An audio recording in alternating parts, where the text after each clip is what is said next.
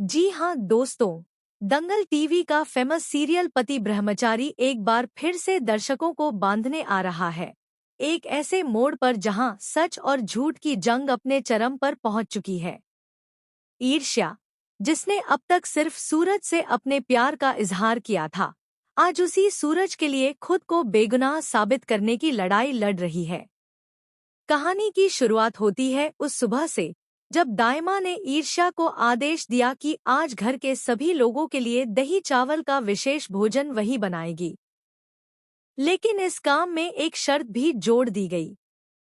दाइमा ने कहा कि ईर्ष्या को चावल हाथ से पीसने होंगे, तभी स्वाद आएगा।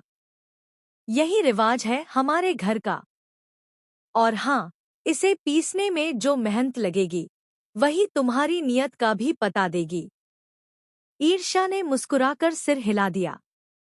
वह जानती थी कि यह सब उसे नीचा दिखाने की साजिश है, लेकिन उसने चुनौती स्वीकार कर ली। उसने चक्की पर चावल पीसना शुरू किया। उसके माथे से पसीना टपकने लगा, हाथ थक गए, लेकिन वह रुकी नहीं। तभी उसे बहुत तेज प्यास लगी। उसने पास रखी पानी की बोतल उठाई। जैसे ही होठों तक पानी पहुंचा, बाहर से किसी के जोर-जोर से चिल्लाने की आवाज आई। ईर्ष्या चौंक गई। बिंदिया, दाइमा और बाकी घरवाले भी आवाज सुनकर दौड़े।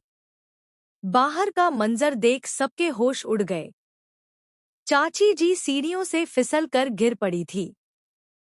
दाइमा ने गुस्से में कहा, इसीलिए कहती हूँ, घर में पोछा समय पर लगाना चाहिए। अब देखो क्या हाल हो गया इनका।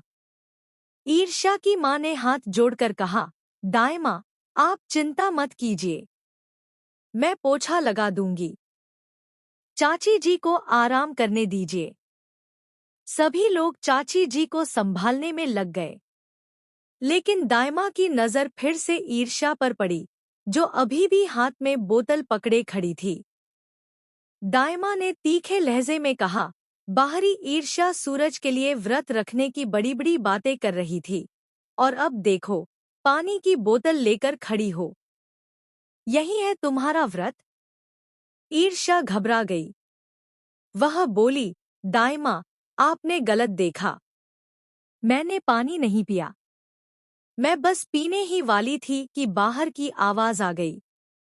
लेकिन दाइमा कहाँ मानने वाली थी।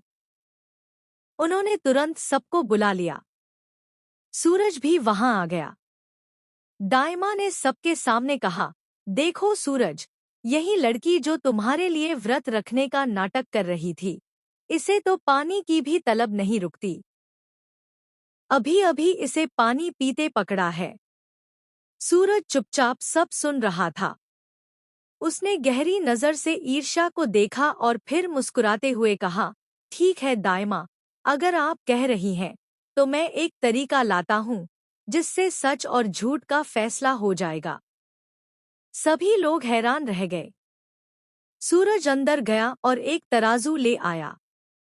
सूरज ने कहा, यह तराजू है। इस पर ईर्ष्या का वजन होगा।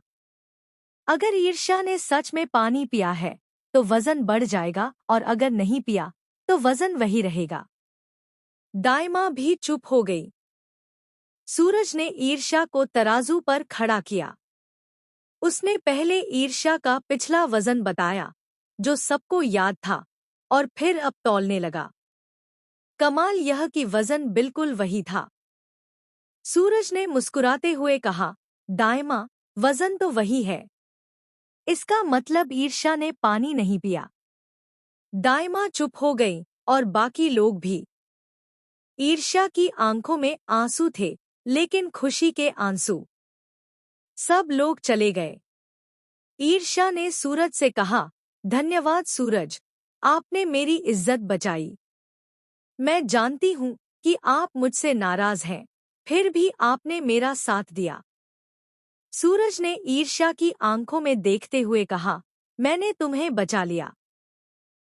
लेकिन याद रखना, मैं कभी नहीं चाहूंगा कि यह साबित हो कि हम